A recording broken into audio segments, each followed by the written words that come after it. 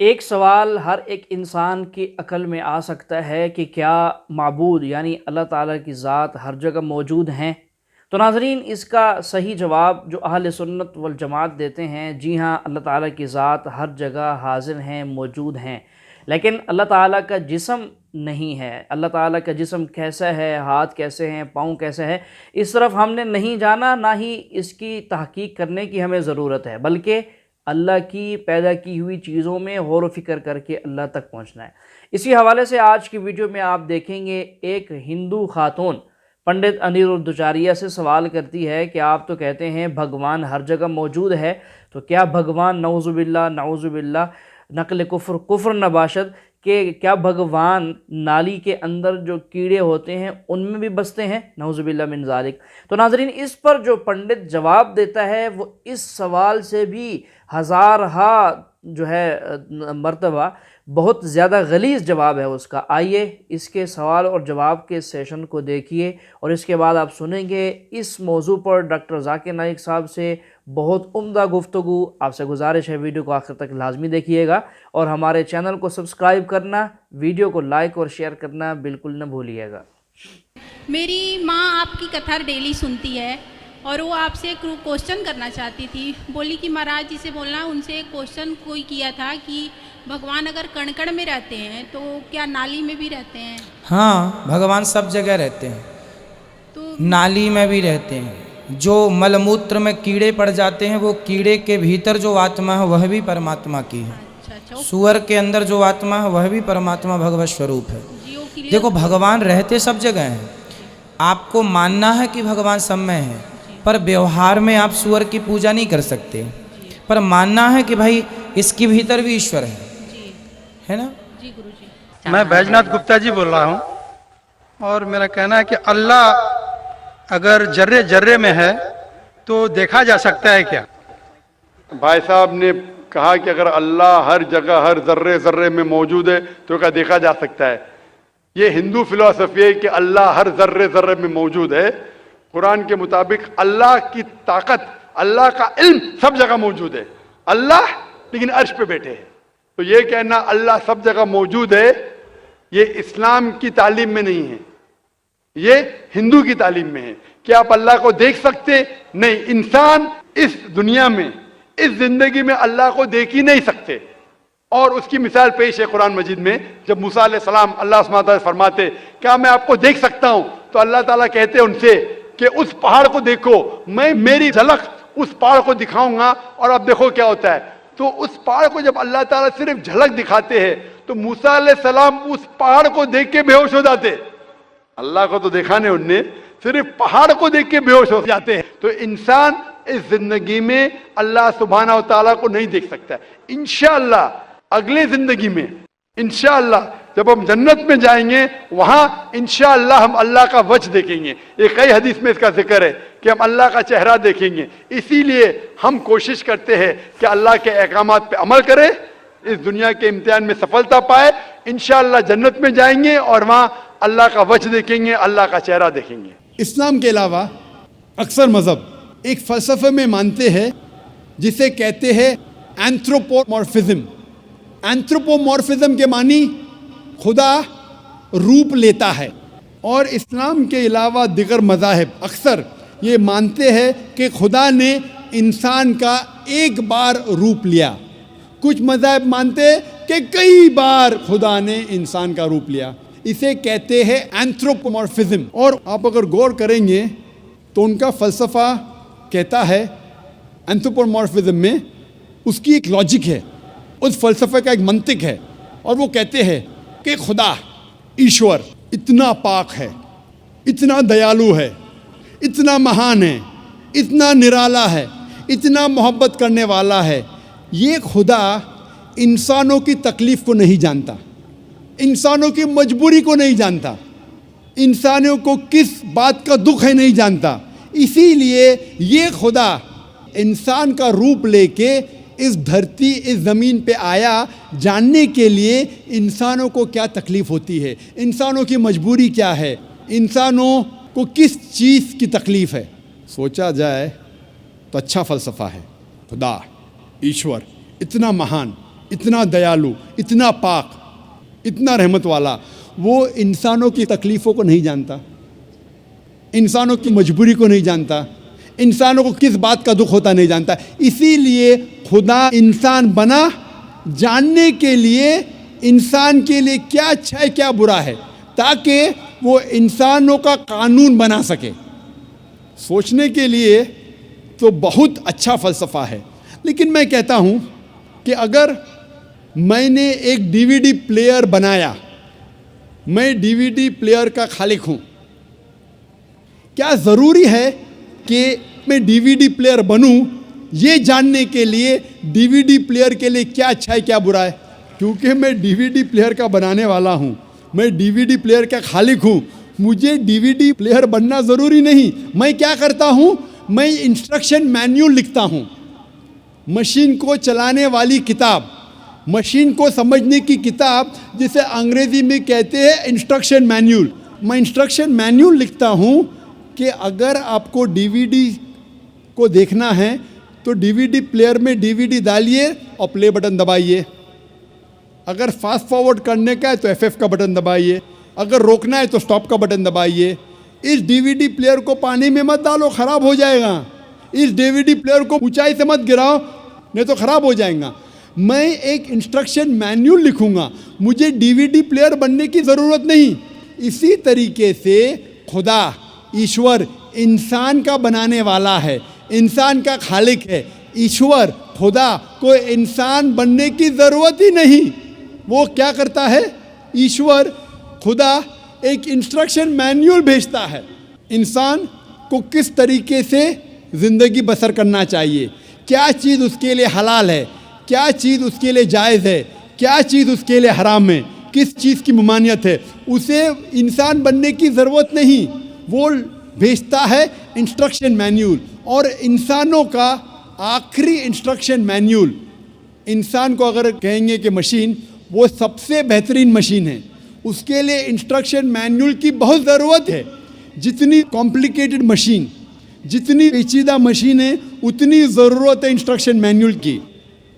اگر آپ مجھے اجازت دیں گے انسان کو مشین کہنے کی، تو آپ یہ قبول کریں گے کہ سب سے پیچیدہ مشین اس کائنات میں وہ ہے انسان. تو انسان کے لیے انسٹرکشن مینیول کی ضرورت نہیں. خدا کی آخری بھیجی گئی انسٹرکشن مینیول انسان کے لیے ہے، وہ قرآن مجید. قرآن مجید اللہ سبحانہ و تعالیٰ کی آخری انسٹرکشن مینیول ہے انسانوں کے لیے. انسان کے لیے کیا اچھا کیا برا وہ لکھا گیا یہ آخری انسٹرکشن مینیول قرآن مجید میں. کیا انسان کے لیے اچھا ہے، کیا برا ہے، کیا حلال ہے، کیا حرام ہے، یہ لکھا ہے آخری انسٹرکشن مینیول میں، جسے ہم مسلمان کہتے ہیں قرآن مجید. کئی غیر مسلمان مجھ سے کہتے ہیں کہ ذاکر خدا سب کچھ کر سکتا ہے، تو خدا انسان کیوں نہیں بن سکتا؟ خدا اتنا مہان ہے، وہ سب کچھ کر سکتا ہے، تو انسان کیوں نہیں بن سکتا؟ آپ کو اس پہ اعتراض کیا ہے؟ میں کہتا ہوں اگر مثال کے طور پہ فار سیک آف آرگیومنٹ مان بھی لو کہ اللہ سب کچھ کر سکتا، خدا سب کچھ کر سکتا، اور اگر خدا انسان بنتا ہے، جب خدا انسان بنے گا تو وہ خدا نہیں رہے گا، کیونکہ خدا اور انسان کی صفات بالکل الگ ہے، بالکل اپوزٹ ہے. خدا لا فانی ہے، انسان فانی ہے. آپ یہ اگر کہیں گے کہ خدا انسان بن گیا تو یہ آپ کو ماننا پڑے گا کہ وہ خدا نہیں رہا، انسان بن گیا. لیکن یہ کہیں گے کہ خدا انسان بن کے بھی خدا ہے، گاڈ مین، یہ بالکل غلط چیز ہے، کیونکہ انسان اور خدا کی صفات بالکل اپوزٹ ہے. خدا لا فانی ہے، انسان فانی ہے. آپ اگر یہ کہیں گے ایک ایسا شخص ہے جو فانی بھی ہے اور لا فانی بھی ہے، یہ بنا معنی الفاظ ہے. ادھر وہ شخص فانی ہے یا لا فانی ہے. لا فانی اور فانی دونوں ساتھ میں ہو ہی نہیں سکتا. خدا کی شروعات نہیں، انسان کی شروعات ہے. آپ کہیں گے ایسا شخص ہے جس کی شروعات بھی ہے اور شروعات نہیں بھی، یہ لا معنی الفاظ ہے. خدا کا انت نہیں، انسان کا انت ہے. آپ کہیں گے گاڈ مین ہے، ایک خدا انسان ہے جس کا اند بھی نہیں اور اند بھی ہے، یہ لامعنی الفاظ ہے، ہو ہی نہیں سکتا۔ ہم جانتے ہیں کہ انسان کو کھانے کی ضرورت ہے، کھانا کھانے کی ضرورت ہے، خدا کو کھانے کی ضرورت نہیں۔ لکھا ہے سورہ انعام میں سورہ نمبر 6 آیت نمبر 14 میں کہ اللہ سبحانہ و تعالی لوگوں کو کھلاتا ہے اور اسے کھانے کی ضرورت نہیں۔ He feeds everyone but does not require to be fed۔ انسان کو آرام کی ضرورت ہے، انسان کو نیند کی ضرورت ہے، خدا کو آرام کی ضرورت نہیں، خدا کو نیند کی ضرورت نہیں۔ لکھا ہے قرآن میں سورہ بقرہ میں سورہ نمبر 2 آیت نمبر 255 میں آیت الکرسی میں، اللہ لا الہ الا الحی القیوم لا تأخذہ سنۃ ولا نوم لہ ما فی السماوات وما فی الارض۔ اللہ سبحانہ و تعالیٰ ایک ہے، وہ بے نیاز ہے، وہ مالک ہے سارے چیزوں کا جو آسمان اور دھرتی پہ ہے، اسے آرام کی ضرورت نہیں، نہ ہی اسے نیند آتی ہے۔ اسی لیے میں کہتا ہوں کہ اگر خدا انسان بنتا ہے تو وہ خدا نہیں رہتا۔ آپ کہیں گے خدا انسان، گاڈ مین، یہ کانٹرڈکٹنگ ہے۔ جی ہاں ناظرین، اللہ تعالیٰ کو نہ نیند کی ضرورت ہے نہ ہی اللہ کو نیند آتی ہے، اور اگر نعوذ باللہ اللہ تعالیٰ کی ذات کو نیند آتی، ان کو آرام کرنے کی ضرورت ہوتی، تو یہ کائنات کا نظام سارا درم برم ہو جاتا، ہر چیز ٹوٹ اور پھوٹ کا شکار ہو جاتی، یہ آسمان ٹوٹ کر گر جاتا، پہاڑ جو ہے وہ ٹوٹ جاتے، زمین کا نظام سارا ختم ہو جاتا، یہ کائنات رہتی ہی نہیں۔ تو اللہ تعالیٰ کی ذات جو ہے ان تمام صفات سے پاک ہے جو صفتیں انسان کے اندر ہیں، کھانا پینا پہننا سونا، اور اسی طرح جو ہے جو جتنی ضرورتیں ہیں وہ انسان کے ساتھ یا دیگر مخلوقات کے ساتھ تو لگی ہوئی ہیں۔ اللہ تعالیٰ ان تمام صفات سے بری وراء الورا ہیں، اللہ تعالیٰ بے نیاز ہیں۔ چلیے آگے مزید سنتے ہیں اللہ تعالیٰ کی ذات کے بارے میں ڈاکٹر ذاکر نائک صاحب سے۔ اور اگر خدا انسان بن جاتا ہے اور خدا ہی دے دیتا ہے، اپنا جو خدا کا پاور گیو اپ کرتا ہے، تو ایسے انسان کی عبادت کرنے کی ضرورت کیا جو آپ اور میرے جیسا ہے؟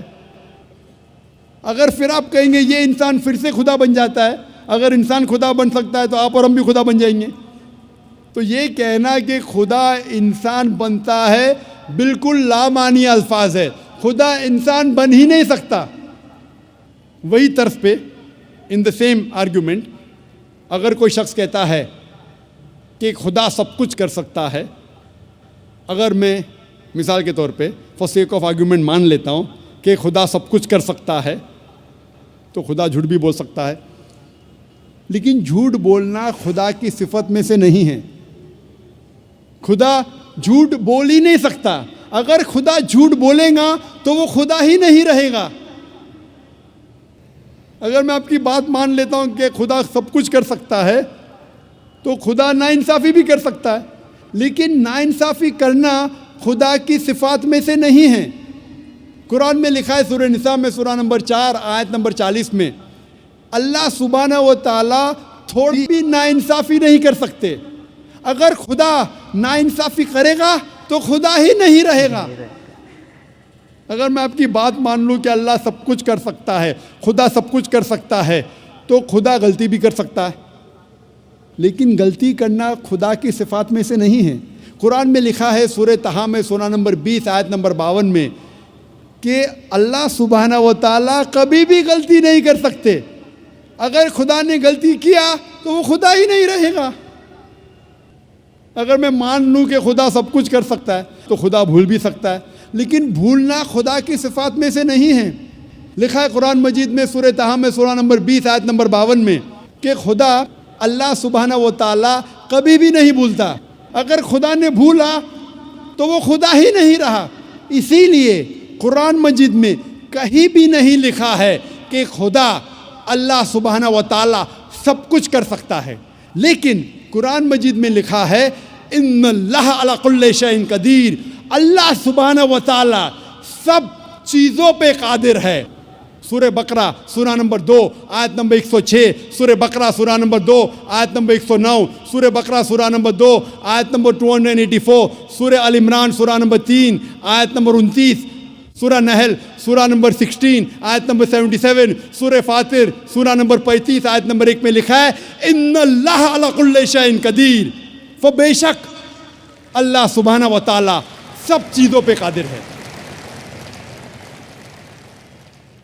قرآن میں لکھا ہے سورہ بروج میں سورہ نمبر 85 آیت نمبر 16 میں, اللہ سبحانہ و تعالی جو کچھ چاہتا ہے وہ کر سکتا ہے. اللہ سبحانہ و تعالی جو کچھ چاہتا ہے کر سکتا ہے, لیکن اللہ سبحانہ و تعالی کبھی بھی غلط چیز نہیں چاہیں گا جو اس کی صفات کے خلاف ہے. اللہ تعالیٰ کبھی بھی نہیں چاہیں گا کہ میں جھوٹ بولوں, کہ میں غلطی کروں, کہ میں بھول جاؤں, کیا میں انسان بنوں. اسی لیے اللہ سبحانہ و تعالیٰ خدا کبھی بھی انسان نہیں بنے گا. اور اسی لیے آپ جب مختلف مذاہب کی کتابوں کا مطالعہ کرتے ہیں, صاف طور پہ لکھا ہے ان مذہب کی کتابوں میں کہ خدا ایشور ایک ہے, اس کی کوئی پرتیما نہیں, اس کا کوئی عکس نہیں, کوئی فوٹوگراف نہیں, کوئی پینٹنگ نہیں, کوئی بت نہیں, کوئی مورتی نہیں, کوئی اسکلپچر نہیں, کوئی اسٹیچو نہیں, اور ہمیں صرف اس خدا اس ایشور کی عبادت کرنا چاہیے. اور سارے گرنتھوں میں یہ بھی لکھا ہے, قرآن میں لکھا ہے سورہ بقرہ میں سورہ نمبر 2 آیت نمبر 18 میں, سمم بکمن عمیٌ فہم لا یرجعون, the deaf, the dumb, the blind, they will never turn to the straight path. گنگے, بہرے, بلائنڈ کبھی بھی سیدھے راہ پہ نہیں آئیں گے. یہی پیغام دہرایا گیا ہے بائبل میں, گوسپل آف میتھیو میں چیپٹر نمبر 13 ورس نمبر 13 میں, seeing they see not, hearing they hear not, neither do they understand. وہ دیکھنے کے بعد بھی نہیں دیکھتے, سننے کے بعد بھی نہیں سنتے, وہ کبھی بھی نہیں سمجھیں گے. یہ پیغام دہرایا گیا ہے رگ وید میں کتاب نمبر 10 ادھیے نمبر 71 منترا نمبر 4 میں, seeing the words they see not, hearing the words they hear not, neither will they understand. وہ الفاظ کو دیکھ کے بھی نہیں دیکھتے, سن کے بھی نہیں سنتے, وہ سیدھے راستے پہ نہیں آئیں گے. یہ ساری کتابوں میں, یہ سارے مذاہب کے گرنتھوں میں صاف طور پہ لکھا ہے کہ ایشور بھگوان ایک ہے, اس کی پرتیما نہیں ہے. پھر بھی لوگ اس خدا کے ساتھ, اس ایشور کے ساتھ دوسروں کو شریک کرتے ہیں. یہ بہرے جیسے ہے, یہ لوگ گنگے جیسے ہے. لکھا ہے قرآن مجید میں, لکھا ہے بائبل میں, لکھا ہے رگ وید میں. اور قرآن مجید میں لکھا ہے سورہ اسراء میں سورہ نمبر 17 آیت نمبر 110 میں, قل ادعوا اللہ او ادعوا الرحمن ایما تدعوا فلہ الاسماء الحسنی. کہو آپ اللہ یا کہو رحمان, جو بھی نام پکارو لیکن اس کے نام اچھے ہیں, اور وہ نام ہے جو اللہ سبحانہ و تعالیٰ نے خود دیا ہے. اللہ سبحانہ و تعالیٰ کی کئی صفات ہے, لیکن ساری صفات, سارے نام اچھے نام ہیں. اور کئی نام جو امام نے جو تلاوت کی تھی اس تقریر کے پہلے, شیخ احمد علی بن عبد الرحمن الحذیفی جو امام مسجد قباء ہے, انہوں نے کئی صفات بیان کیے تھے. اور یہ سورہ اسراء سورہ نمبر 17 آیت نمبر 110 کے علاوہ لکھا ہے سورہ اعراف میں سورہ نمبر 7 آیت نمبر 180, سورہ طٰہٰ سورہ نمبر 20 آیت نمبر 8, اور سورہ الحشر سورہ نمبر 59 چیپٹر نمبر 59 آیت نمبر 24 میں کہ اللہ سبحانہ و تعالیٰ کی کئی صفات ہیں. اور قرآن مجید اور حدیث میں اللہ سبحانہ و تعالیٰ کے 99 نام دیے گئے, الرحمن, الرحیم, الکریم, رحمت والا, کرم والا, حاکم, اور سب سے اونچا ہے اللہ. ہم مسلمان اللہ سبحانہ و تعالیٰ کو عربی لفظ اللہ سے پکارنا کیوں پسند کرتے؟ ہم مسلمان اللہ سبحانہ و تعالیٰ کو عربی لفظ اللہ سے پکارنا پسند کرتے کیونکہ یہ عربی لفظ اللہ یونیک ہے, ہٹ کے ہے, الگ ہے. اس میں کوئی انسان ملاوٹ نہیں کر سکتا. باقی جتنے اللہ کے جو ترجمے ہیں اس میں انسان ملاوٹ کر سکتا ہے. مثال کے طور پہ انگریزی میں کہتے ہیں گاڈ. گاڈ کو اگر جوڑیں گے ایس ہو جاتا ہے گاڈز، یعنی ہوش سے خدا. اسلام میں اللہ کی جمع نہیں ہے. کل ہو اللہ احد، کہو کہ اللہ ایک ہے. ہم گاڈ کو جب جوڑتے ہیں DESS ہو جاتا ہے گاڈس، یعنی مؤنث خدا. اللہ سبحانہ و تعالیٰ کا کوئی جنس نہیں، نہ مذکر نہ مؤنث. اللہ از اے یونیک ورڈ، علیحدہ ہے، ہٹ کے ہے. جب ہم گاڈ کو جوڑتے ہیں فادر، ہو جاتا ہے گاڈ فادر. وہ میرا گاڈ فادر ہے، وہ میرا آقا ہے، وہ میرا پالنے والا ہے. ہم کہتے ہیں نا ہی از مائی گاڈ فادر. اسلام میں اللہ فادر، اللہ ابا جیسا کوئی لفظ نہیں. ہم جب گاڈ کو جوڑتے ہیں مدر ہو جاتا ہے گاڈ مدر. اللہ مدر یا اللہ امی جیسا کوئی لفظ نہیں. اللہ ایک ہٹ کے لفظ ہے، یونیک. جب ہم گاڈ کے آگے لگاتے ٹن ہو جاتا ہے ٹن گاڈ، مطلب فیک گاڈ. اسلام میں ٹن اللہ جیسی کوئی چیز نہیں. اسی لیے ہم مسلمان اللہ کو عربی لفظ اللہ سے پکارنا پسند کرتے ہیں. اور جتنے بھی ترجمے ہیں وہ صحیح ترجمے نہیں. مثال کے طور پہ اردو میں ہوتا ہے خدا، خدا کا ہو جاتا ہے خداؤ.